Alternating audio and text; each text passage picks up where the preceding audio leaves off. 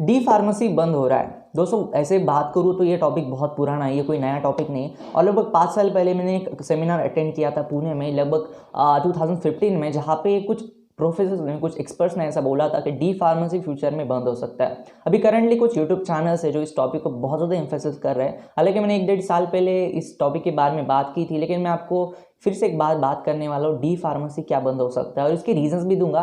और एग्जैक्टली ये चीज़ क्या है, ये मैटर क्या है, इसके बारे में हम डिटेल में डिस्कशन करेंगे। तो इस वीडियो को शुरू से लेकर अंत तक जरूर देखिए।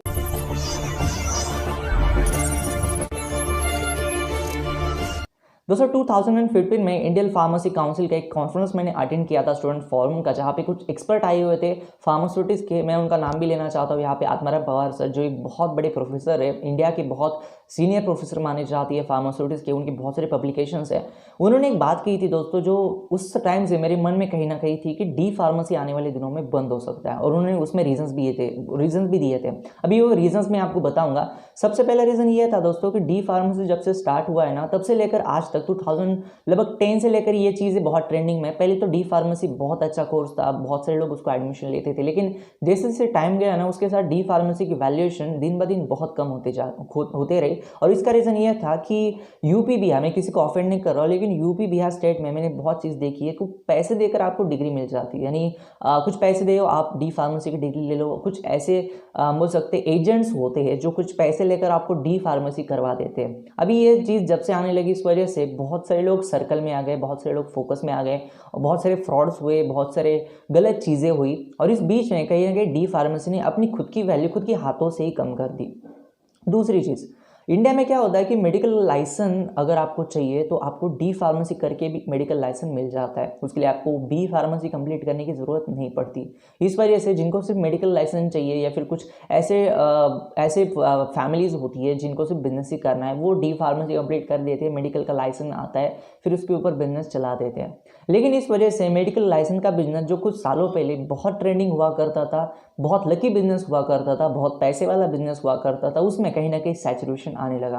अभी ये देखो यार, बिजनेस किसको डालना है किसको नहीं डालना, ये अपनी पर्सनल चॉइस है, लेकिन सैचुरेशन आने का एक बहुत बड़ा फिल्टर डी फार्मेसी है। यानी हम बोल सकते हैं कि डी फार्मेसी की वजह से बहुत सारे लोगों के घरों में बहुत ही इजीली मेडिकल का लाइसेंस आने लगे, और इस वजह से फ्रॉड, इस वजह से डुप्लीकेट मेडिसिन और बहुत सारे मेडिकल फील्ड में गलत चीज़ें होने लगी। अब मैं ऐसा नहीं बोल रहा हूँ कि डी फार्मेसी वाले कैंडिडेट बेकार है, लेकिन कौन सी भी चीज़ की एक वैल्यू होती है, अगर उस वैल्यू को आप उतना इंपॉर्टेंस नहीं दोगे तो उस चीज़ की कोई वैल्यू आपके मन में नहीं रहती।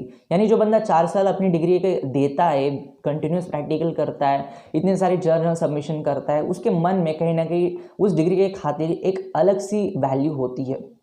डी फार्मेसी में 2 साल के अंदर आपको इतने सारे सब्जेक्ट्स होते हैं, वो सारे सब्जेक्ट पढ़ के आपको पता ही नहीं चलता कि 2 साल कब खत्म हो गया। आपके साथ आपके मेडिकल का लाइसेंस तो आ जाता है, लेकिन उस डिग्री की कुछ वैल्यू बहुत कम लोग के मन में हो जाती है।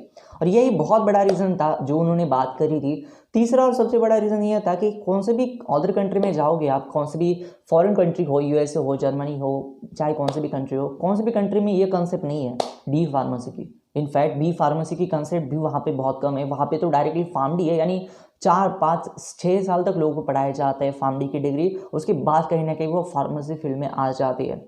ये बहुत बड़ा गैप है हम लोगों के बीच में और उन लोगों के बीच में, और उस गैप को कम करने के लिए आने वाले दिनों में कहीं ना कहीं डी फार्मेसी के ऊपर एक बहुत बड़ा क्वेश्चन मार्क रहेगा। और वैसे भी एजुकेशन पॉलिसी 2020 के अंदर बहुत बड़ी चीज़ें भी कही है, और इस वजह से डी फार्मेसी की फ्यूचर में, मैंने 1.5 साल पहले भी बोल रहा हूँ, अभी भी बोल रहा हूँ कि डी फार्मेसी के ऊपर एक बहुत बड़ा क्वेश्चन मार्क है। इसलिए जो भी लोग मुझे बोलते हैं कि क्या मुझे डी फार्मेसी करना चाहिए, मैं उनको बोलता हूँ कि करो, लेकिन बी फार्मेसी उसके बाद करो, क्योंकि जब आप 3 साल दोगे ना, फिर उसके बाद डी फार्मेसी के बाद भी बी फार्मेसी को कंप्लीट करने के लिए, तो आपके मन में एक वैल्यू होगी, जो वैल्यू आपको आगे जाकर बहुत पता चलेगी। ये था आज का वीडियो एंड करने से पहले अगर आपने मुझे इंस्टाग्राम के ऊपर फॉलो नहीं किया है तो आप मुझे इंस्टाग्राम के ऊपर फॉलो कर सकते हैं। वहाँ पे आपके सवाल का जवाब मैं देने का ट्राई करता हूँ। धन्यवाद दोस्तों, ये वीडियो देखने के लिए धन्यवाद।